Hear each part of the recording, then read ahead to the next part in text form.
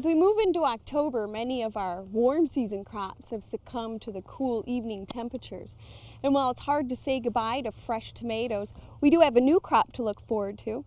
So pull those withered plants out of the ground and start turning up the soil because now is the time to plant garlic for an early summer harvest. Garlic, or Allium sativum, is a relative of the onion. It's one of those crops that's been grown for thousands of years. It originated in Central Asia, but as you know, it's grown throughout the world. I personally couldn't imagine my kitchen without that pungent garlic aroma. It's one of my favorite things to use. Well, as you can see, I'm turning up the soil. I've added a lot of compost to lighten the clay up. Heavy clay soils can cause misshapen cloves to develop. So the compost here is going to lighten the soil. It's also going to improve the drainage. And garlic's really going to benefit from the addition of organic matter into the soil here. Okay, well that's pretty good. I'm going to go ahead and pull a row here.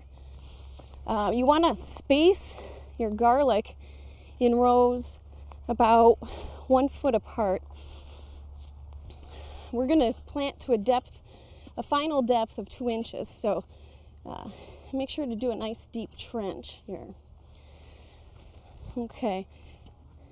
For those of you who like garlic as much as I do, you might be surprised to find that there's a lot of different varieties available. We usually just see 1 or 2 in the grocery store, usually a white fleshed variety. But there's actually a wide range of them. I have one here with this pretty rosy pink covering. This is Spanish Roja. We have a fact sheet, number 6032, that lists a few varieties that do well here in Oklahoma. Another great place to find out about what other types of garlic do well in your area is to visit a local farmer's market and see what they're growing there. Okay, so when we plant garlic, we're going to set the cloves, which are just pieces of the bulb. We're going to go ahead and break those apart. Now the clove has an upside and a downside. This is the basal plate, and every clove that you plant needs to have a basal plate because this is where it's going to develop its roots. And as we put them in the ground, we want the tip pointing up and the basal plate pointing down. I'm going to go ahead and establish our Spanish Roja in rows here. We're going to space the cloves about 5 inches apart in the row. Now, we only want to use the large cloves on the outside, and again, always make sure that there's a basal plate at the bottom. This is going to have a nice medium flavor. The different cultivars have some have a more strong flavor and others are a bit more mild. Now, as you cover your bulbs with soil, take care to make sure that they stay pointed up. If they turn in the soil, they're going to get a twisted neck at the top. So this is something, just take your time and pay attention to. Now we want to cover them with 2 inches of soil. I'm going to break up some of the clumps. I already did this, but you might want to add a little compost in the row as you're burying your garlic clumps. Okay, there's another way to plant garlic that I'll demonstrate. Using a little poking stick, we've marked 3 inches on the stick. This is going to give us space for the clove at the bottom and then 2 inches of soil on top. There's another line on here which marks 5 inches, which is the space between the cloves.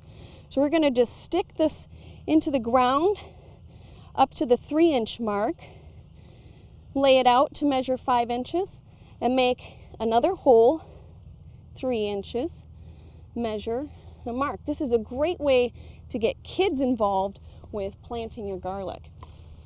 This also helps you in making sure that the cloves stay upright when they're put into the ground, because we just have a small hole here where we're placing our cloves. I'm going to plant a different variety over here. I'm not sure what this one is. Came out of a friend's garden. That one doesn't have a basal plate. So I'm going to go ahead and get some more. Once you have your garlic planted, you want to keep it moist but not too wet because you can have issues with rotting. It's also a good idea to cover your rows with mulch. Straw works really well. You can also use dried up leaves, which are always abundant this time of year. So throughout the rest of the fall, our garlic is going to establish a nice root system. And when the warm temperatures arrive next spring, they're going to be ready for rapid development.